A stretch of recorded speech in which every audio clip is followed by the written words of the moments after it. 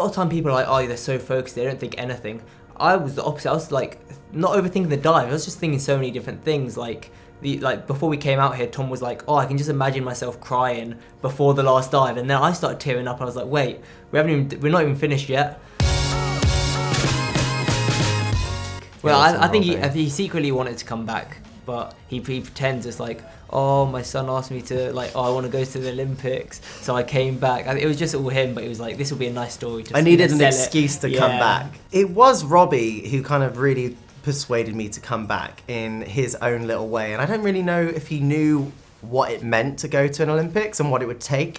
But, you know, coming back, I didn't know what the situation was going to be, whether I was going to be doing synchro with Noah, whether I was going to be doing synchro with Matty, whether Matty and Noah were going to do synchro and I was going to have to do the individual.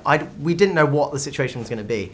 But as the months went by, we figured it out. We went to the Nationals, we then went to World Championships and qualified a spot. And then we won a medal in every event that we dived in this year, which has been awesome. I didn't feel too much pressure.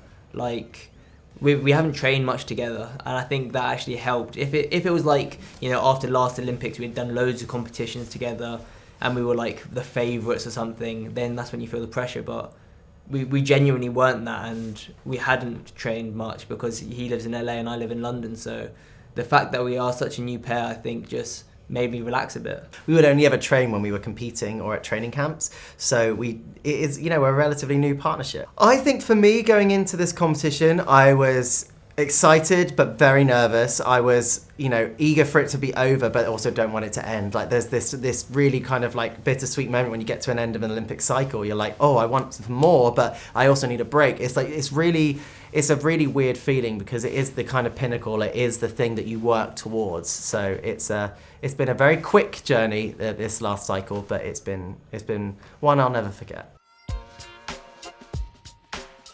Obviously we walk out and like everyone's cheering, and I know they're not cheering for me, but I just pretend it's like, wow, everyone loves me. I was saying to you earlier, I was like, we were standing on 10 meter and obviously they announced a dive, and I could hear like there was literally 3 or 4 voices and they were all like, go Tom. And I was just like, what about me? He needs me to do well as well. But I actually quite like it. It's kind of cool. Yeah, he's very famous and very popular. There were 2 very rowdy people in the audience that should have been removed. But no, my 2 little ones, they were there cheering. Robbie was like, he's going for it. He's like full on into it. Like some of the photos I've seen of him like cheering and he's like, ah! Like he gets very excited and very competitive. A lot of time people are like, oh, they're so focused, they don't think anything. I was the opposite. I was like, not overthinking the dive. I was just thinking so many different things. Like before we came out here, Tom was like, oh, I can just imagine myself crying before the last dive. And then I started tearing up and I was like, wait, we're not even finished yet.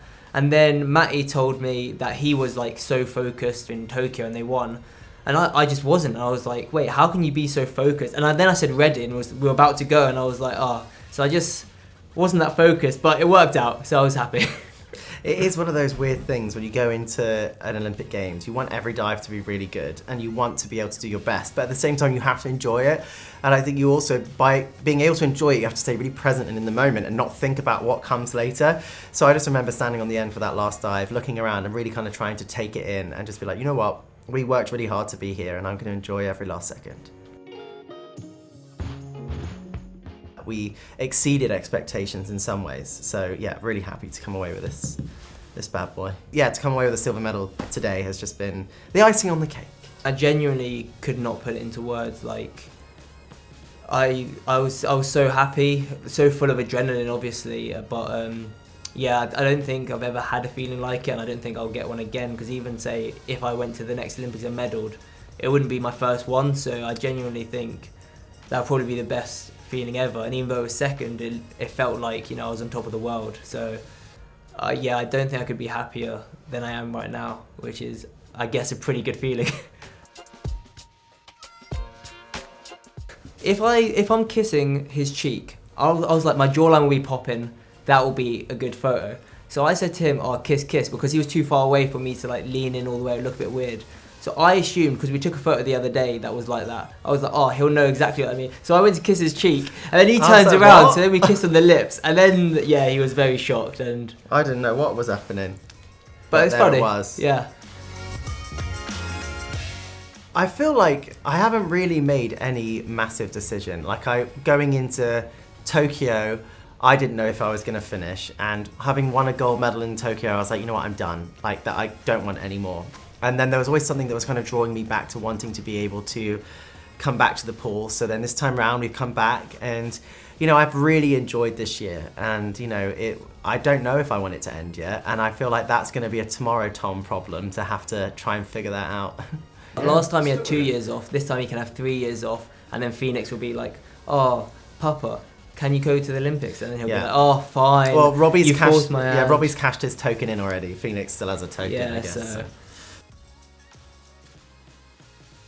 But I genuinely feel like, I don't know if this is just me being naive, but I also feel like I am one of the more approachable athletes on the team and probably the most immature and weird. So I feel like that maybe comforts some of the other athletes to be like, okay, maybe it's fine to just be, because I can be very unserious a lot of the time, and then serious some of the time. But I feel like I'm one of the less demanding, maybe. I just like take a lot of physio and a lot of work being held together to stay in one piece is my bit.